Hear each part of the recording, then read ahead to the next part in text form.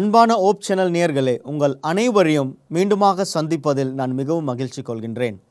இந்த நாளிலும் கூட நாம் தேவ செய்தியை கேட்கும்படியாக காத்து கொண்டிருக்கிறோம். தொடர்ச்சியாக வாலிபர்களே எழுந்திருங்கள், இது உங்களுடைய காலம் என்ற தலைப்பின் கீழாக நாம் தேவ செய்திகளை நாம் கேட்டு வருகின்றோம். இந்த நாளிலும் கூட நாம் 8வது தேவ செய்தியை கேட்க இருக்கிறோம். இந்த நாளுக்குரிய செய்தியின் தலைப்பு, உங்கள் கண்ணீரை வீணாக்காதீர்கள். Don't waste your tears. நாம் கண்களை மூடி ஜெபம் செய்வோம். நேசிக்கிற அன்பின் ஆண்டவரே, உம்முடைய வார்த்தையை தியானிக்கும்படியாக வந்திருக்கிறோம். எங்களோடு கூட நீர் பேசுங்க. இயேசுவின் நாமத்தினால் கேட்கிறோம் எங்கள் பிதாவே, ஆமென். கிறிஸ்துவுக்குள் பிரியமானவர்களே, அநேக சூழ்நிலைகளில் நம்முடைய வாழ்க்கையிலே நடக்கக்கூடிய கஷ்டத்தின் நிமித்தம், துன்பத்தின் நிமித்தம் நம்முடைய கண்களிலிருந்து கண்ணீர் வரக்கூடியதை நம்மால் பார்க்க முடிகின்றது. அநேக நேரங்களில் கண்ணீரான வாழ்க்கை நம்முடைய வாழ்க்கையாக இருக்கிறதை நாம் பார்க்கிறோம். ஆனால் இன்று கர்த்தர் உங்களை பார்த்து சொல்லக்கூடிய ஒரு காரியம், உங்களுடைய கண்ணீரை நீங்கள் வீணாக்காதீர்கள், உங்களுடைய கண்ணீரை நீங்கள் வீணாக்காதீர்கள் என்று சொல்லக்கூடியதை நாம் பார்க்கின்றோம். பரலோகத்திலிருந்து ஒரு தேவதூதன் இந்த பூமிக்கு வருகிறார். இவ்வனமாக ஒரு கதை இருக்கின்றது. பரலோகத்திலிருந்து ஒரு தேவதூதன் இந்த பூமிக்கு வருகிறார். ஏன் என்று பார்க்கும் பொழுது, இந்த பூமியிலே விலையேற பெற்ற ஒரு காரியத்தை அவர் பரலோகத்திற்கு எடுத்து செல்ல வேண்டும் என்பதற்காக இந்த பூமிக்கு வருகிறார். அவர் கடல் ஆழத்திலே சென்று அங்கே பார்க்கும் பொழுது முத்துக்கள் காணப்படுகின்றது. அந்த முத்துக்களை எடுத்து நாம் மேலே எடுத்து செல்லலாம் என்று நினைக்கிறார். ஆனால் இதை எடுத்து சென்றால் கடவுள் இதை ஏற்றுக்கொள்வாரா, இது அவருக்கு உகந்ததாக இருக்குமா என்று அவர் யோசித்து அதை அங்கே விட்டு விட்டார். மீண்டுமாக அந்த தேவதூதன் வேறு என்ன விசேஷித்த காரியம் இந்த பூமியிலே இருக்கிறது என்று தேடிக்கொண்டிருக்கும் பொழுது ஒரு அழுகையின் குரல் கேட்கின்றது. இந்த அழுகையின் குரலை கேட்ட மாத்திரத்திலே அந்த தேவதூதன் அந்த இடத்திற்கு அவர் அங்கே சென்ற பொழுது அங்கே முழங்கால் படியிட்டு அங்கே தேவ பக்தன் ஒருவன் ஜெபித்து கொண்டிருக்கிறதை அவர் பார்த்தார். அவருடைய கண்களிலிருந்து கண்ணீர் வரக்கூடியதை இந்த தேவதூதன் பார்த்து, இதல்லவா உகந்தது என்று சொல்லி அந்த கண்ணீரை அவர் கொண்டு வந்திருந்த பையிலே போட்டு அவர் பரலோகத்திற்கு எடுத்து சென்றார் என்ற ஒரு கதை இருக்கிறதை பார்க்கிறோம். பிரியமானவர்களே, வேதாகமம் நமக்கு சொல்லக்கூடிய காரியம் என்ன என்று நாம் பார்க்கும் பொழுது, சங்கீதம் 56 8வது வசனத்தை நாம் வாசிக்கும் பொழுது, என் அலைச்சல்களை தேவரீர் எண்ணி இருக்கிறீர், என் கண்ணீரை உம்முடைய துரத்தியில் வையும், அவைகள் உம்முடைய கணக்கில் அல்லவா இருக்கிறது. இந்த வேத வசனத்தை வாசித்த மாத்திரத்திலே நம் அனைவருக்கும் புரியக்கூடிய ஒரு விஷயம் என்ன என்று நாம் பார்க்கும் பொழுது, கர்த்தர் நம்முடைய கண்ணீரை அவர் காணக்கூடியவராக இருக்கிறார், நம்முடைய கண்ணீருக்கு அவர் பதில் தரக்கூடியவராக இருக்கிறார் என்று நாம் பார்க்கிறோம். ஆனால் அதை தாண்டியும் இந்த வசனம் இன்னொன்று காரியத்தை இங்கே சொல்லக்கூடியதை நாம் பார்க்கிறோம். நம்முடைய கண்ணீர்களை அவர் கணக்கில் வைத்திருக்கிறார். அப்படி என்றால் நாம் சிந்தக்கூடிய ஒவ்வொரு கண்ணீருக்கும் கர்த்தர் கணக்கு கொடுக்கக்கூடியவராக இருக்கிறார் என்று பார்க்கிறோம். அப்படி என்றால் நாம் எதற்காக கண்ணீர் சிந்துகின்றோம், யாருக்காக கண்ணீர் சிந்துகின்றோம், நாம் கண்ணீர் சிந்துவது சரிதானா என்ற கேள்விகளை நாம் கேட்க வேண்டும். ஏனென்றால் நாம் சிந்தப்படுகின்ற ஒவ்வொரு கண்ணீரையும் கர்த்தர் கணக்கில் வைத்திருக்கிறார் என்று நாம் பார்க்கின்றோம். ஆனால் நம்முடைய வாழ்க்கையிலே அநேக நேரங்களில் நாம் சிந்தக்கூடிய கண்ணீர்கள் வீணான கண்ணீர்களாகத்தான் இருக்கிறது. நம்முடைய வாழ்க்கையில் ஏற்படக்கூடிய பிரச்சனை நிமித்தமாக நாம் சிந்தக்கூடிய கண்ணீர்கள் வீணான கண்ணீர்களாக இருக்கிறதை நாம் பார்க்கின்றோம். நாம் எதற்காக அழுகின்றோம்? நம்முடைய வாழ்க்கையிலே நடக்கக்கூடிய சோகமான சூழ்நிலைகளை நினைத்து நாம் அழக்கூடியவர்களாக இருக்கிறோம் என்று நாம் பார்க்கின்றோம். லூக்கா புத்தகத்திலே நாம் வாசிக்கும் பொழுது கர்த்தராகிய தேவன் சொல்லக்கூடிய ஒரு காரியம் 7ஆம் அதிகாரம் 13ஆம் வசனம், கர்த்தர் அவளை பார்த்து அவள் மேல் மனதுருகி அழாதே என்று சொல்லி, இங்கே பார்க்கும் பொழுது ஒரு விதவை தன்னுடைய மகன் இறந்துவிட்டான் என்ற துக்கத்தில் அவள் அழுது கொண்டு நடந்து கொண்டு வருகிறதை நாம் அங்கே பார்க்கிறோம்.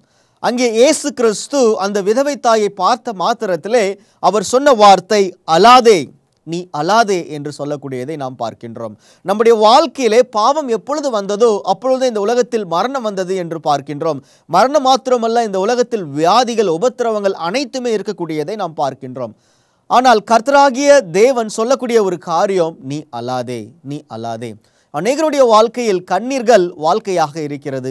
அதிலும் குறிப்பாக நாம் சொல்ல வேண்டும் என்றால் வாலிபருடைய வாழ்க்கையிலே கண்ணீர்கள் அதிகமாக இருக்கிறது.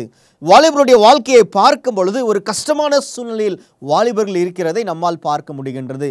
அநேக நேரங்களில் வாலிபர்கள் படிக்க வேண்டும் என்று நினைக்கிறார்கள். ஆனால் அவருடைய வாழ்க்கையிலே, அவருடைய இல்லத்திலே சரியான போதுமான பணம் இல்லாத நிமித்தமாக அவர்கள் நினைத்த படிப்பை அவர்களால் படிக்க இல்லாத ஒரு சூழ்நிலையாக இருக்கிறது.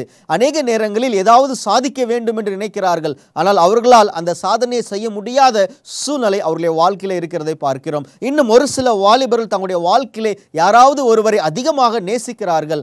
ஆனால் அவர்கள் நேசித்த அந்த நபர் அவர்களை ஏமாற்றும் பொழுது, அல்லது துரோகம் செய்யும் பொழுது, அல்லது அவருடைய அன்பை புரிந்து கொள்ளாத போது அவர்கள் கண்ணீர் சிந்தி அவருடைய இருதயம் உடைக்கப்பட்டவர்களாக காணப்படுகின்றார்கள் என்று பார்க்கின்றோம். நாம் யாருக்காக கண்ணீர் சிந்துகின்றோம்? நாம் எதற்காக கண்ணீர் சிந்துகின்றோம் என்பதை நாம் சற்று சிந்தித்து பார்க்க வேண்டும். பிரியமானவர்களே, அந்த தாயை பார்த்து ஆண்டவர் சொன்னார், அழாதே என்று சொன்னார். அதே போலவே இன்று கர்த்தராகிய இயேசு கிறிஸ்து உங்களை பார்த்து சொல்லக்கூடிய ஒரு காரியம், உன்னுடைய கண்ணீர் விலை மதிப்பற்றது. உன்னுடைய கண்ணீருக்கு ஒரு பெரிய மதிப்பு இருக்கிறது. ஆகையால் நீ அழ வேண்டாம், உன்னுடைய கண்ணீரை சிந்த வேண்டாம். கர்த்தர் உன்னுடைய கண்ணீரை எல்லாம் அவர் சிலுவிலே துடைத்திருக்கிறார். அவர் உனக்காக ஜீவனை கொடுத்திருக்கிறார் என்பதை நாம் இங்கே புரிந்து கொள்ள வேண்டும். பிரியமானவர்களே, வேதாகமத்தில் அநேகர்கள் கண்ணீர் சிந்திருக்கிறதை நாம் பார்க்கலாம். இயேசு கிறிஸ்து கண்ணீர் சிந்திருக்கிறார். லாசரு மரித்த அந்த தருவாயிலே இயேசு கிறிஸ்து கண்ணீர் சிந்திருக்கிறார். எசேக்கியா ராஜா மரண படுக்கையில் இருக்கும் பொழுது கண்ணீர் சிந்திருக்கிறார்.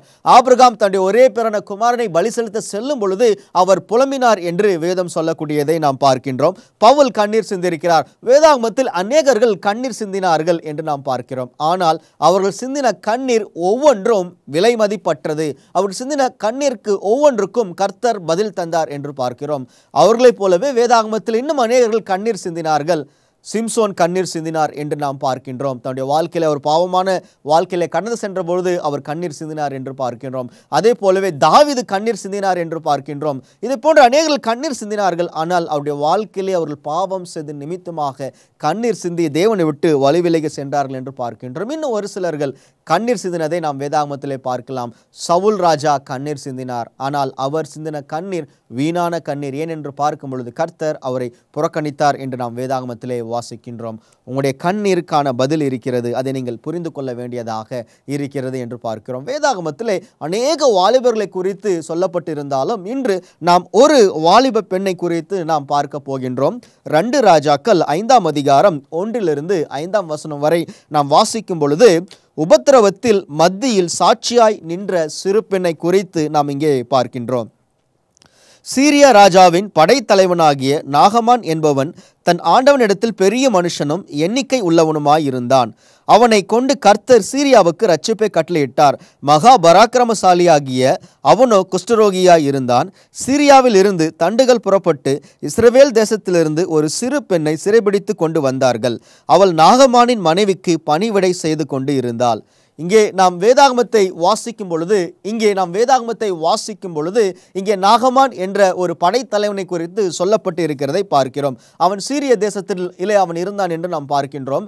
அப்பொழுது என்ன நடக்கின்றது என்று பார்க்கும் பொழுது இஸ்ரவேல் தேசத்திலே அவர்கள் படையெடுக்க சென்ற பொழுது அங்கே ஒரு அடிமை பெண்ணை அடிமையாக அவர்கள் பிடித்து வருகிறார்கள் என்று பார்க்கின்றோம். சற்று சிந்தித்து பாருங்கள்.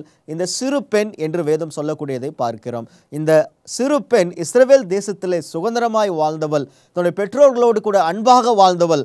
ஆனால் அவள் இங்கே அடிமையாக இன்னொரு இடத்திற்கு அவள் கொண்டு போகப்படுகின்றாள் என்று பார்க்கின்றோம். இந்த சூழ்நிலையை சற்று நாம் சிந்தித்து பார்க்கும் பொழுது, அதை நாம் யோசிக்கும் பொழுது, ஒருவேளை அந்த ராஜா அல்லது அந்த நபர் என்ன செய்திருக்கலாம் என்று நாம் பார்க்கும் பொழுது, அவர் அந்த பெண்ணுடைய பெற்றோர்களை அடித்து இருந்திருக்கலாம், துன்புறுத்தி இருந்திருக்கலாம். தன்னுடைய கண்களுக்கு முன்பாகவே பெற்றோர்கள் கஷ்டப்படுகின்றதை இந்த பெண் பார்த்திருந்திருக்கலாம். இவ்வளவு கஷ்டமான ஒரு சூழ்நிலையில் இந்த பெண் கடந்து சென்று அந்த இடத்திலே அடிமையாக கொண்டு போகப்படுகின்றாள். ஆனால் இந்த வசனங்களை நாம் தொடர்ந்து வாசிக்கும் பொழுது அங்கே நாகமான் குஷ்டரோகியாய் இருக்கிறார் என்ற செய்தியை இந்த அடிமை பெண் கேள்விப்பட்ட மாத்திரத்தில் அவருக்கு உதவி செய்ய நினைத்தாள் என்று பார்க்கிறோம். இந்த சிறு பெண்ணுடைய வாழ்க்கையிலே கண்ணீரான சூழ்நிலைகள் நிறைய இருந்திருக்கலாம். ஆனால் வேதாகமம் இந்த பெண் கண்ணீர் சிந்தி அழுதாள் என்று இங்கே சொல்லப்படவில்லை. ஆனால் நிச்சயமாகவே அவள் கண்ணீர் சிந்திருக்க கூடும் என்று பார்க்கிறோம். ஆனால் வேதாகமம் இங்கே பதிவிட்டிருக்கக்கூடிய காரியங்களை நாம் பார்க்கும் பொழுது இந்த பெண் கண்ணீர் சிந்தாத ஒரு பெண்ணாக அந்த இடத்திலே தேவனுக்கு அவள் சாட்சியாக நின்றாள் என்று பார்க்கிறோம். உங்கள் வாழ்க்கையிலே உபத்திரவத்தின் மத்தியிலும் கூட நீங்கள் மகிழ்ச்சியாக சந்தோஷமாக நீங்கள் கண்ணீர் சிந்தாமல் இருக்க முடியும். இந்த பெண்ணை போல இந்த பெண் அடிமையாக கொண்டு போகப்பட்டாலும் அந்த இடத்தில் தேவனுக்கு அவள் உண்மையாய் இருந்தாள், சாட்சியாய் இருந்தாள் என்று இங்கே சொல்லப்பட்டு இருக்கிறதை பார்க்கிறோம். நம்முடைய வாழ்க்கையில் கூட அநேக போராட்டங்கள், அநேக கஷ்டங்கள் வரலாம். ஆனால் இந்த பெண்ணை போல நாம் சாட்சியாக நிற்க வேண்டியதாக இருக்கிறது. வாலிபருடைய வாழ்க்கையில் அநேக விதமான அவர்கள் கஷ்டத்திலும் அநேக விதமான அடிமைத்தனத்திலும் அவர்கள் இருக்கிறதை நாம் பார்க்கிறோம். ஆனால் கர்த்தர் உங்களுக்கு விடுதலை கொடுக்க அவர் வல்லவராக இருக்கிறார் என்று பார்க்கிறோம். இந்த பெண்ணை குறித்து நாம் அதிகமாக வாசிக்கும் பொழுது இந்த பெண்ணுடைய உள்ளத்திலே எது விதைக்கப்பட்டு இருக்க வேண்டும் என்றால் பகை என்ற உணர்வு விதைக்கப்பட்டு இருக்க வேண்டும். ஆனால் இங்கே நாம் பார்க்கும் பொழுது இந்த பெண்ணுடைய இருதயத்தில் பகை என்ற ஒரு காரியம் இல்லவே இல்லை. இந்த பெண் அதற்கு மாறாக அந்த தலைவனை நேசிக்க ஆரம்பித்தால், அந்த குடும்பத்தை நேசிக்க ஆரம்பித்தால், தன்னுடைய எஜமானன் குஷ்டரோகியாக இருக்கிறார், அவருக்கு சுகம் கிடைக்க வேண்டும் என்று இந்த பெண் அதற்கான உதவியை செய்தாள் என்று நாம் இங்கே பார்க்கிறோம். பிரியமானவர்களே, எவ்வளவு அதிசயமான காரியங்கள் இங்கே நடைபெறக்கூடியதை நம்மால் பார்க்க முடிகின்றது. நம்முடைய வாழ்க்கையில் கூட நாம் அடிமைத்தனத்தில் இருக்கலாம், போராட்டத்தில் இருக்கலாம், கஷ்டத்தில் இருக்கலாம், கண்ணீரான சூழ்நிலை நம்முடைய வாழ்க்கையாக இருக்கலாம். ஆனால் இந்த பெண் அவள் மகிழ்ச்சியாய் சந்தோஷமாய் இருந்தது போல நம்மாலையும் நிச்சயமாகவே இருக்க முடியும். பிரியமானவர்களே, இந்த பெண் மகிழ்ச்சியாய் இருந்ததற்கு என்ன காரணம், அல்லது இந்த பெண் அழாமல் இருந்ததுக்கு என்ன காரணம் இருந்திருக்கும் என்று நாம் பார்க்கும் பொழுது பிலிப்பியர் 4ஆம் அதிகாரம் 4ஆம் வசனம் இவ்வனமாக சொல்கின்றது, கர்த்தருக்குள் எப்பொழுதும் சந்தோஷமாய் இருங்கள். நான் மறுபடியும் சொல்லுகிறேன், நீங்கள் சந்தோஷமாய் இருங்கள். அப்படி என்றால் நாம் கர்த்தருக்குள் சந்தோஷமாய் இருக்க வேண்டும் என்று வேதம் சொல்கின்றது.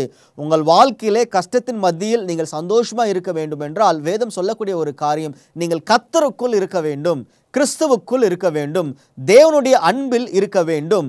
அவருக்குள் நீங்கள் இருக்கும் பொழுது உங்கள் வாழ்க்கையில் எவ்வளோ பெரிய போராட்டங்கள் வந்தாலும் கூட கண்ணீர் சிந்தாமல் கர்த்தர் உங்களை நடக்கச் செய்வார். கண்ணீர் சிந்தாமல் பாதைகளை ஆண்டவர் கடக்கச் செய்வார். அவரை நீங்கள் விசுவாசிக்க வேண்டியதாக இருக்கிறது என்று பார்க்கிறோம். இந்த சிறு பெண்ணுடைய வாழ்க்கையே ஒரு கேள்விக்குறியாக இருந்தது. என்ன நடக்கும் என்று தெரியாத ஒரு சூழ்நிலை. ஆனால் இந்த பெண்ணுடைய வாழ்க்கை, இந்த பெண்ணுடைய சாட்சியான வாழ்க்கை அந்த ராஜ்யத்திலே ஒரு பெரிய மாற்றத்தை ஏற்படுத்தக்கூடியதை நம்மால் பார்க்க முடிகின்றது. நாம் வாசிக்க வேண்டும் என்றால் அநேக காரியங்களை குறித்து நாம் என்ன பண்ணலாம்னு சொன்னால் வாசிக்கலாம். இன்று எந்தெந்த காரியத்துக்கெல்லாம் நாம் அழுகின்றோம், எந்தெந்த சூழ்நிலைகளுக்கெல்லாம் நாம் அழுகின்றோம் என்பதை நாம் சற்று சிந்தித்து பார்க்க வேண்டும். பிரியமானவர்களே, நம்முடைய வாழ்க்கையிலே அநேக விதமான கண்ணீர்கள் இருக்கிறது. உடல் சோர்வினால், உடல் பலவீனத்தினால் ஏற்படக்கூடிய கண்ணீர், அதாவது உடலிலே பலவீனம் காணப்படலாம், உடலிலே ஏதோ ஒரு விதமான நோய் காணப்படலாம். அதனால் நம்முடைய வாழ்க்கையிலே அநேக நேரங்களில் நாம் கண்ணீர் சிந்தி அழுகிறோம். எப்பொழுதுதான் எனக்கு இந்த நோயிலிருந்து விடுதலை கிடைக்கும், எப்பொழுதுதான் இந்த நோயிலிருந்து நான் வெளியே வருவேன் என்று நாம் அநேக நேரங்களில் அதற்காக கண்ணீர் சிந்தி அழக்கூடியவர்களாக நாம் இருக்கின்றோம். அதுக்கடுத்து நாம் பார்க்கும் பொழுது நம்முடைய கண்ணீர் விரக்தியின் கண்ணீராக அநேக நேரங்களில் இருக்கிறது. விரக்தியின் கண்ணீர், ஏதோ ஒரு காரியத்தை நாம் கேட்டிருப்போம், நம்முடைய வாழ்க்கையில் கர்த்தர் அதை கொடுத்திருக்க மாட்டார். அதை குறித்து யோசித்து யோசித்து நம்முடைய விரக்தியினாலே அநேக நேரங்களில் நாம் கண்ணீர் சிந்தக்கூடியவராக இருப்போம் என்று பார்க்கிறோம். அதுக்கடுத்து வருத்தத்தின் கண்ணீரை குறித்து கூட நாம் பார்க்கிறோம். வருத்தம், இந்த காரியத்தை நான் செய்திருந்திருக்கலாம், ஆனால் நான் செய்யாமல் விட்டுவிட்டேன். இந்த காரியத்தை என்னுடைய வாழ்க்கையிலே நான் சாதித்திருந்திருக்கலாம், ஆனால் நான் சாதிக்காமல் விட்டு விட்டேனே என்று கூட நாம் வருத்தத்தின் கண்ணீரில் கூட நாம் இருக்கலாம். பிரியமானவர்களே, நாம் வாசிக்கும் பொழுது ஏசாயா 43ஆம் அதிகாரத்திலே நாம் வாசிக்கும் பொழுது முந்தினவைகளை நினைக்க வேண்டாம், பூர்வமானவைகளை சிந்திக்க வேண்டாம். ஆனால் நம்முடைய வாழ்க்கையிலே நடந்து முடிந்த காரியங்களவே நினைத்து நினைத்து நினைத்து அழக்கூடியவர்களாக இருக்கிறோம். அதிலும் குறிப்பாக வாலிபர்களுடைய வாழ்க்கையை நாம் பார்க்கும் பொழுது அவருடைய வாழ்க்கையிலே அநேக இதயத்திலே அவர்களுக்கு பலவீனங்கள் காணப்படுகின்றதை பார்க்கிறோம். அநேக நேரங்களுடைய இருதயங்கள் உடைக்கப்பட்டது இருக்கிறதை நம்மால் பார்க்க முடிகின்றது. ஆகையால் தான் அவர்கள் தன்னுடைய பாவமான வாழ்க்கையை விட்டு அவர்கள் நல்லதொரு பரிசுத்தமான வாழ்க்கையை வாழ வேண்டும் என்று நினைக்கக்கூடியவர்களாக இருக்கிறார்கள் என்று பார்க்கின்றோம். அதுக்கடுத்து நாம் பார்க்கும் பொழுது அநேக நேரங்களில் மன அழுத்தத்தினால் கண்ணீர் வரக்கூடியதை பார்க்கிறோம். மன அழுத்தம் அது மிகப்பெரிய ஒரு நோயாக காணப்படுகின்றது. அநேகருடைய வாழ்க்கையில் இந்த மன அழுத்தம் வாழ்க்கையை ஆக்கிவிட்டது என்று பார்க்கிறோம். சீர்குலைத்து விட்டது என்று நாம் என்ன பண்ணுறோம்னு சொன்னால் பார்க்கக்கூடியவர்களாக நாம் இருக்கின்றோம். மன அழுத்தம் இன்று அநேக வாலிபர்களை நாம் பார்க்கும் பொழுது மன அழுத்தத்தினால் அவர்கள் சூழ்ந்து கொண்டு இருக்கிறார்கள். அவர்களால் சரியாய் தங்களுடைய படிப்பிலே கவனம் செலுத்த முடியவில்லை, வேலையிலே கவனம் செலுத்த முடியவில்லை. அநேக காரியத்தினால் அவர்களால் கவனம் செலுத்த முடியாமல் அவர்கள் கண்ணீர் சிந்தி கொண்டு வாழ்ந்து கொண்டு இருக்கக்கூடிய ஒரு சூழ்நிலையை நாம் பார்க்கிறோம் பிரியமானவர்களே. ஆனால் இந்த அடிமை பெண்ணுடைய வாழ்க்கையை நாம் பார்க்கும் பொழுது, இந்த அடிமை பெண் இன்னொரு தேசத்தில் அவள் அடிமையாக இருந்த பொழுது கூட அவள் கண்ணீர் சிந்தாமல் கர்த்தருக்குள் மகிழ்ச்சியாக இருந்தாள், கர்த்தருக்குள் தைரியமாக இருந்தாள் என்று வாசிக்கின்றோம். அதை போலவே இன்று நாமும் நம்முடைய கண்ணீரை வீணாக்காதபடி நாம் அதை எதற்காக செலவழிக்க வேண்டுமோ அதற்காக செலவழிக்க வேண்டும். மரணத்தின் கண்ணீர், நமக்கு நெருக்கமான யாராவது ஒருவர் மரித்து விடுவார்கள் என்றால் நிச்சயமாகவே நம்முடைய கண்களிலிருந்து கண்ணீர் வரக்கூடியதாக இருக்கிறது என்று பார்க்கிறோம். இந்த உலகத்திலே நாம் காணக்கூடிய அனைத்தும் நிலையற்ற ஒரு காரியம்தான். எல்லாம் ஒரு நாள் நம்மை விட்டு கடந்து செல்லக்கூடிய ஒரு காரியமாகத்தான் இருக்கின்றது பிரியமானவர்களே. ஆகையால் இந்த மரணமும் ஆண்டவருடைய இரண்டாவது வருகையிலே அது இல்லாமல் போகும் என்று நாம் பார்க்கிறோம். புதிய வானத்திலே புதிய பூமியிலே நிச்சயமாகவே மரணம் இல்லை என்று வேதம் சொல்லக்கூடியதை நாம் பார்க்கிறோம் பிரியமானவர்களே. இந்த அடிமை பெண்ணை போல நாமும் தைரியமாக இருக்க வேண்டியது அவசியமாக இருக்கிறது என்று நாம் பார்க்கின்றோம். நாம் அடுத்ததாக நாம் பார்க்கும் பொழுது, ராஜ குலத்தில் பிறந்தவன் சிறை கைதியாக சென்றான். நாம் யாரை குறித்து இங்கே பார்க்கிறோம் என்றால் தானியேலை குறித்து நாம் இங்கே பார்க்கலாம். இவன் ராஜ குலத்தில் பிறந்தவன் என்று வேதம் சொல்லக்கூடியதை பார்க்கிறோம். ராஜ குலத்திலே அவன் வளர்க்கப்பட்டான் என்று வேதம் சொல்லக்கூடியதை பார்க்கிறோம். அவன் ராஜ குலத்தில் இருக்கும் பொழுது அநேக காரியங்களை அவன் கற்றுக்கொண்டான், தன்னுடைய வாழ்க்கையிலே தெரிந்து கொண்டான் என்று நாம் பார்க்கிறோம். ஆனால் தானியேல் 1ஆம் அதிகாரம் 3ஆம் வசனத்திலே பார்க்கும் பொழுது அங்கே இஸ்ரவேல் கூட்டத்தார், இஸ்ரவேல் ஜனத்தார் அடிமையாக கொண்டு போகப்படுகின்றார்கள். நேபுகாத் நேசர் என்ன செய்கிறார் என்று பார்க்கும் பொழுது அங்கே இருக்கக்கூடிய எல்லா ராஜாக்களையும் அங்கே இருக்கக்கூடிய எல்லா ஜனங்களையும் அவர் அடிமையாக செல்லக்கூடிய ஒரு காரியத்தை பார்க்கிறோம். குறிப்பாக பிரதானிகளையும் அங்கே இருக்கக்கூடிய ராஜ குலத்தை சேர்ந்தவர்களையும் அவர் அடிமையாக அழைத்து சென்றார் என்று நாம் என்ன பண்ணுறோம்னு சொன்னால் இங்கே பார்க்கிறோம். தானியேல் ஒரு வாலிபன். தன்னுடைய வாலிப நாட்களிலே அவன் எவ்வளவு இளமையாக வாழ்ந்திருக்க வேண்டும் என்று நினைத்திருப்பார். சற்று சிந்தித்து பாருங்கள். அதிலும் ஒரு ராஜ குலத்தில் அவன் பிறந்தவன் என்றால் நிச்சயமாகவே அவனுடைய எதிர்காலத்தை குறித்து அதிகமான கனவு இருந்திருக்கும். நான் இதையெல்லாம் செய்ய போகின்றேன், இதையெல்லாம் நான் சாதிப்பேன் என்று அநேக கனவுகளோடு கூட ஒருவேளை அங்கே தானியேல் இருந்திருக்கலாம், தானியேலுடைய நண்பர்கள் இருந்திருக்கலாம். ஆனால் இங்கே நாம் பார்க்கும் பொழுது தானியேலை அவர்கள் அடிமையாக அழைத்து செல்கின்றார்கள், அடிமையாக கொண்டு போய் விட்டார்கள் என்று நாம் பார்க்கின்றோம். ஆனால் தானியேலுடைய வாழ்க்கையை நாம் பார்க்கும் பொழுது ஒரு பெரிய மாற்றம் வந்ததை நம்மால் பார்க்க முடிகின்றது பிரியமானவர்களே. நாம் வாசிக்கும் பொழுது தானியேல் 1ஆம் அதிகாரம் 8ஆம் வசனம், தானியேல் 1:8, தானியேல் ராஜாவின் போஜனத்தினாலும் அவர் பானம் பண்ணும் திராட்சை ரசத்தினாலும் தன்னை தீட்டுப்படுத்தலாகாது என்று தன் இருதயத்தில் தீர்மானம் பண்ணி கொண்டு தன்னை தீட்டுப்படுத்தாதபடி பிரதானிகளின் தலைவனிடத்தில் வேண்டிக் கொண்டான். இங்கே பார்க்கும் பொழுது தானியேல் ஒரு வாலிபனாக இருந்த பொழுது கூட அவன் கர்த்தருக்குள் உறுதியாக நின்றான் என்று நாம் பார்க்கின்றோம். ஒரு அடிமையாக ஒரு இடத்தில் அவன் இருக்கிறான். அந்த அடிமையாக இருக்கும் பொழுது மேலே இருக்கக்கூடிய அதிகாரிகள் சொல்லக்கூடியதை அவர்கள் செய்ய வேண்டும், இல்லாவிட்டால் நிச்சயமாகவே அவர்களுக்கு தண்டனை கிடைக்கும். ஆனால் இங்கே தானியேலை குறித்து நாம் பார்க்கும் பொழுது அவன் அடிமையாக கொண்டு போகப்பட்டாலும் கூட அவன் ஆண்டவருக்குள் கர்த்தருக்குள் உண்மையாய் இருந்தான் என்று நம்முடைய வாழ்க்கையில் நாம் பார்க்கிறோம். தானியேல் இங்கே அலாதவனாக தைரியமாய் அவன் நின்றதை பார்க்கிறோம். தானியேலுடைய கண்ணீர் எல்லாம் வெறும் ஜெபமாக மாத்திரமே இருந்ததை தவிர அவன் இதை நினைத்து அதை நினைத்து புலம்பாதவனாக காணப்பட்டான் என்று நாம் பார்க்கிறோம். பிரியமானவர்களே, கர்த்தராகிய தேவன் நம்மோடு இருக்கும் பொழுது நாம் ஏன் கவலைப்பட வேண்டும், நாம் ஏன் கண்ணீர் சிந்த வேண்டும்? அவர் நம்மை நடத்தக்கூடியவராக இருக்கிறார் என்று பார்க்கிறோம். அவர் நம்முடைய தேவைகளை சந்திக்கக்கூடியவராக இருக்கிறார் என்று பார்க்கிறோம். தானியேல் 2ஆம் அதிகாரத்தில் இந்த சொப்பனத்தை ராஜா காண்கின்றார். அதனுடைய அர்த்தத்தை சொல்லாவிட்டால் அனைவரையும் கொலை செய்து விடுவேன் என்று சொல்லக்கூடியதை பார்க்கிறோம்.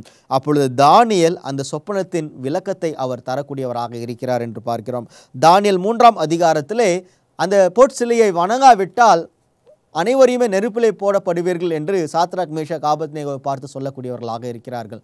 ஆனால் அங்கேயும் தானியேலுடைய நண்பர்கள் அவர்கள் ஆண்டவருக்குள் உறுதியாய் நின்றார்கள் என்று நாம் பார்க்கிறோம். அந்த வேத வசனங்களை வாசிக்கும் பொழுது அவர்கள் எங்கேயுமே கண்ணீர் சிந்தி அளவில்லை, எங்கள் கர்த்தர் எங்களை ரட்சிக்க வல்லவராய் இருக்கிறார், எங்களை காப்பாற்ற வல்லவராய் இருக்கிறார். ஒருவேளை அவர் காப்பாற்றாமல் விட்டாலும் சரி, நாங்கள் வணங்க மாட்டோம் என்று உறுதியாய் அந்த ஒரு அவருடைய எடுத்த தீர்மானத்திலே அவர்கள் உறுதியாய் இருந்தார்கள் என்று நாம் பார்க்கிறோம். ஆனால் இன்று நம்முடைய வாழ்க்கை எப்படி இருக்கிறது? நாம் தானியேலை போல இருக்கிறோமா? இந்த அடிமை பெண்ணை போல இருக்கிறோமா? எந்த சூழ்நிலையிலும் கவலைப்படாமல் கர்த்தர் மேல் நம்பிக்கை வைத்து நாம் காத்திருக்கிறோமா என்பதை சற்று சிந்தித்து பார்க்க வேண்டும் பிரியமானவர்களே. தானியேல் 6ஆம் அதிகாரத்தை நாம் வாசிக்கும் பொழுது தானியேலை சிங்க குகையிலே அவர்கள் போடுகின்றார்கள் என்ற கதை நம் அனைவருக்குமே தெரியும். 16ஆம் வசனம் 17ஆம் வசனத்தை நாம் வாசிக்கும் பொழுது அந்த ராஜா சொல்லக்கூடிய ஒரு காரியம், நீ ஆராதிக்கிற தேவன் உன்னை விடுவிக்க வல்லவர் என்ற ஒரு வார்த்தையை அவர் சொல்கிறார். தானியேலை போலவே எத்தனையோ பேர்கள் இஸ்ரவேல் தேசத்திலிருந்து அடிமைகளாக கொண்டு போகப்பட்டார்கள். ஆனால் அவர்கள் உண்மையாக இல்லை. ஆனால் தானியேல் உண்மையாக இருந்த நிமித்தமாக சிங்க குகையிலே, சிங்க கெபியிலே தானியேலை போட்டார்கள். ஆனால் தானியேல் கர்த்தருக்குள் உண்மையுள்ளவராக இருந்தார். தான் ஜெபிக்கிற ஜபத்திலே உண்மையுள்ளவராக இருந்தது நிமித்தமாக அங்கே என்ன நடந்தது என்று பார்க்கும் பொழுது அந்த ராஜா சாட்சி கொடுக்கிறார். நீ ஆராதிக்கிற தேவன் உன்னை விடுவித்தாரா என்று கேட்கும் பொழுது ஆம், ஆண்டவர் என்னை விடுவித்தார் என்று சொல்லப்படும் பொழுது அங்கே ராஜா சொல்லக்கூடிய ஒரு காரியம், ஜீவனுள்ள தேவன் உன்னுடைய தேவன், நீ ஆராதிக்கிற தேவனே உண்மையான தேவன் என்று சொல்லக்கூடியதை நாம் பார்க்கிறோம். நம்முடைய வாழ்க்கையிலே கஷ்டங்கள் வரும் பொழுது, உபத்திரவங்கள் வரும் பொழுது நாம் அவருக்காக உறுதியாய் நிற்கும் பொழுது கர்த்தர் நம்முடைய தலையை அவர் உயர்த்துகின்றார். நம்முடைய தலையை உயர்த்தி நடக்க செய்யக்கூடியவராக இருக்கிறார். அதை நாம் நன்றாக புரிந்து கொள்ள வேண்டும் பிரியமானவர்களே. இந்த 2 நபர்களை வேதாகமத்திலிருந்து நாம் பார்த்தோம். இன்று நம்முடைய வாழ்க்கைக்கு நாம் வரலாம். நாம் தானியேலை போல அல்லது அந்த அடிமை பெண், அந்த சிறு பெண்ணை போல நாம் இருக்கிறோமா? கண்ணீர் இல்லாத காலம் உன் வாழ்க்கையில் வரும். பிரியமானவர்களே, உங்கள் வாழ்க்கையிலே இந்த உலகத்தில் நிச்சயமாகவே துன்பங்கள், கஷ்டங்கள் இருக்கிற நிமித்தமாக கண்ணீர் சிந்தக்கூடிய சூழ்நிலைகள் ஏற்படலாம். ஆனால் கண்ணீர் இல்லாத நாட்கள் இந்த உலகத்திலே வரும். ஆண்டவருடைய 2வது வருகையிலே வரும் என்று பார்க்கிறோம். பிரசங்கி 3ஆம் அதிகாரம் 4ஆம் வசனம் சொல்கின்றது, அள ஒரு காலம் உண்டு, நகைக்க ஒரு காலம் உண்டு. ஆம், இந்த உலகத்தில் நீங்கள் அழுந்து கொண்டு இருக்கிறீர்கள் என்றால் உங்களுடைய கண்ணீரை மாற்றக்கூடிய காலம் வரும் என்று வேதம் சொல்லக்கூடியதை நாம் பார்க்கின்றோம் பிரியமானவர்களே. பிரசங்கி 3ஆம் அதிகாரம் 1லிருந்து 9 வரை நாம் வாசிக்கும் பொழுது இந்த உலகத்தில் எல்லா காரியத்திற்கும் அங்கே ஒவ்வொரு சமயம் உண்டு என்று சொல்லப்பட்டு இருக்கிறதை பார்க்கிறோம். வெளிப்படுத்தல் 21ஆம் அதிகாரம் 4ஆம் வசனம் 5ஆம் வசனத்தை நாம் வாசிக்கும் பொழுது ஆண்டவருடைய 2வது வருகையிலே புதிய வானம் புதிய பூமியிலே அங்கே கண்ணீர் இல்லை, மரணம் இல்லை என்று வேதம் சொல்லப்பட்டு இருக்கிறதை பார்க்கிறோம். ஆகையால் தான் ஆண்டவர் மறுபடியும் என் மகனே, என் மகளே, உன்னுடைய வாழ்க்கையிலே நீ வீணான காரியத்தை நினைத்து கண்ணீர் சிந்தாதே, நடந்து முடிந்த காரியத்தை நினைத்து கண்ணீர் சிந்தாதே. உன் வாழ்க்கையில் ஏதாவது சாதிக்க வேண்டுமா, ஜபத்தில் ஆண்டவரோடு கூட கண்ணீர் சிந்தி முழங்கால் படியிடு. அந்த கண்ணீர் ஏற்கக்கூடியதாக இருக்கிறது. ஆனால் அநேக நேரங்களில் நம்முடைய கண்ணீர் வீணான கண்ணீராகத்தான் இருக்கிறது என்று நாம் பார்க்கிறோம் பிரியமானவர்களே. அவனுடைய வார்த்தை சொல்கிறது, நீ முன்னிதினவைகளை நினைக்க வேண்டாம். அருமையான வாலிபனை, நீ முந்தின காரியங்களை நினைக்க வேண்டாம், பூர்வமானவைகளை சிந்திக்க வேண்டாம். ஆண்டவர் உன் வாழ்க்கையிலே புதிய காரியத்தை செய்ய அவர் சித்தமுள்ளவராக இருக்கிறார். அந்த சிறு பெண்ணை நாம் பார்க்கும் பொழுது அவள் கண்ணீர் சிந்தாத ஒரு வாழ்க்கை வாழ்ந்தார். காரணம் என்ன என்று பார்க்கும் பொழுது அவள் கர்த்தர் அவரோடு கூட இருக்கிறார் என்பதை அவள் விசுவாசித்தாள். தானியேலுடைய வாழ்க்கையில் எத்தனையோ கஷ்டங்கள், ஆனால் அவர் கண்ணீர் சிந்தாத ஒரு சூழ்நிலையை, அந்த பிரச்சனைகளை அவர் எதிர்கொண்டார் என்று பார்க்கிறோம். நம்முடைய வாழ்க்கையில் கூட நாம் கண்ணீர் சிந்தாத ஒரு சூழ்நிலைகள் நாம் வாழ வேண்டும் என்று ஆண்டவர் விரும்பக்கூடியவராக இருக்கிறார் என்று பார்க்கிறோம். நம்முடைய வாழ்க்கையிலே கஷ்டங்கள் வரும், துன்பங்கள் வரும். ஆனால் நாம் கண்ணீரோடு விதைக்கக்கூடிய விதைகள் அது நிச்சயமாகவே பலன் கொடுக்கும் என்று வேதத்திலே வசனம் இருக்கிறதை நாம் பார்க்கிறோம். நாம் கண்ணீர் சிந்தக்கூடிய கண்ணீர் விலை மதிப்பற்றது. நம்முடைய சிந்தக்கூடிய ஒவ்வொரு கண்ணீருக்கும் நாம் கணக்கு தர வேண்டியதாக கர்த்தர் அதை சேமித்து வைத்திருக்கிறார் என்று பார்க்கிறோம். ஆகையால் நாம் சிந்தக்கூடிய கண்ணீர் சரியானதா, சரியான காரியத்துக்கு தான் நாம் சிந்துகின்றோமா என்பதை சற்று சிந்தித்து பார்ப்போம் பிரியமானவர்களே. விசுவாசத்தோடு கூட ஜபத்தோடு கூட நாம் கடந்து செல்லும் பொழுது கர்த்தர் பெரிய காரியத்தை செய்வார். கண்களை மூடி ஜபம் செய்வோம். நேசிக்கிற அன்பின் ஆண்டவரே, இந்த நேரத்தை தந்த கிருபைக்காக உம்மை ஸ்தோத்திரிக்கிறேன். இந்த செய்தியை கேட்ட அனைவரும் நீர் ஆசீர்வதிங்க. விசேஷமாய் வாலிபர்களுக்காக ஜெபிக்கிறேன். அவருடைய வாழ்க்கையில் கண்ணீர் சிந்தக்கூடிய சூழ்நிலை அநேகமாக இருக்கிறது தகப்பனே. என் ஆண்டவர் நீர் தாமே அவருடைய வாழ்க்கையை மாற்றி பரிசுத்தப்படுத்தும்படியாக ஜெபிக்கிறேன். இயேசுவின் நாமத்தினால் கேட்கிற எங்கள் பிதாவே, ஆமீன்.